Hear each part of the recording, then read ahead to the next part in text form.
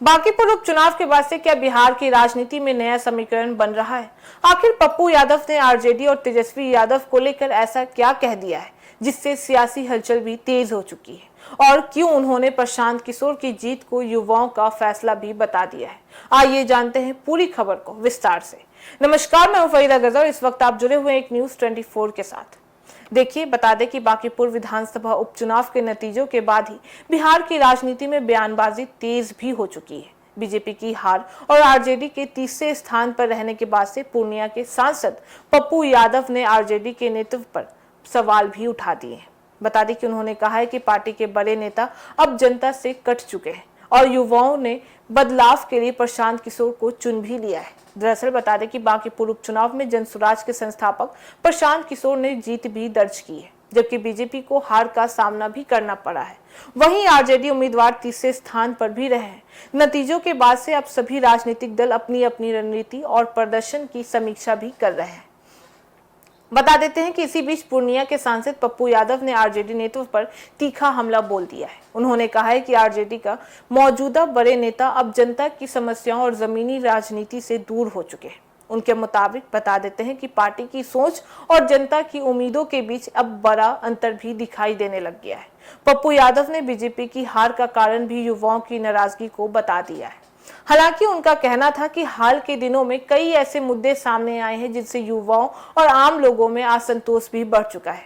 उन्होंने आरोप लगाया है कि चंदा चोरी विवाद, छात्रों पर पुलिस लाठीचार्ज और महिलाओं के साथ पुलिस कार्रवाई जैसे मामलों ने जनता के बीच नाराजगी को पैदा भी कर दिया है, जिसका असर चुनावी नतीजों में साफ देखने को भी मिल चुका है। इसके साथ ही उन्होंने कहा है कि युवाओं के सामने पारंपरिक राजनीतिक दलों के अलावा ज्यादा विकल्प भी नहीं थे और ऐसे में बड़ी संख्या में युवा मतदाताओं ने प्रशांत किशोर को एक नए विकल्प के रूप में देखा भी है और उनका समर्थन भी कर दिया है।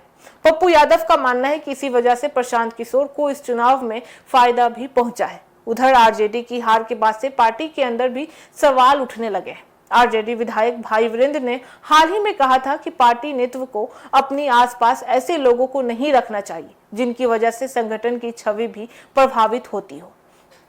बता दें कि उनके इस बयान के बाद से आरजेडी के भीतर भी आत्ममंथन और अंदरूनी चर्चा भी तेज हो चुकी है। हालांकि आरजेडी की ओर से पप्पू यादव के इन आरोपों पर अभी तक कोई भी आधिकारिक प्रतिक्रियाएं सामने नहीं आ सकी है। वहीं बता दें कि राजनीतिक विशेषज्ञों का मानना भी है कि बांकीपुर उपचुनाव का असर आने वाले विधानसभा चुनाव की रणनीति पर भी दिखाई देने वाला है।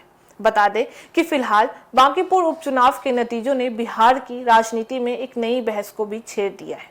अब देखना काफी दिलचस्प होने वाला है कि आरजेडी इन सवालों का जवाब कैसे देती है और आने वाले चुनावों के लिए अपनी रणनीति में क्या बदलाव भी करती है।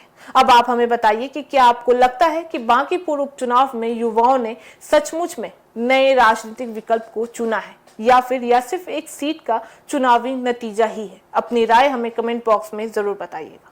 तो फिलहाल इस खबर में बस इतना ही। बाकी ऐसी तमाम खबरों के लिए देखते रहिए न्यूज 24। हर खबर सबसे पहले सबसे सटीक।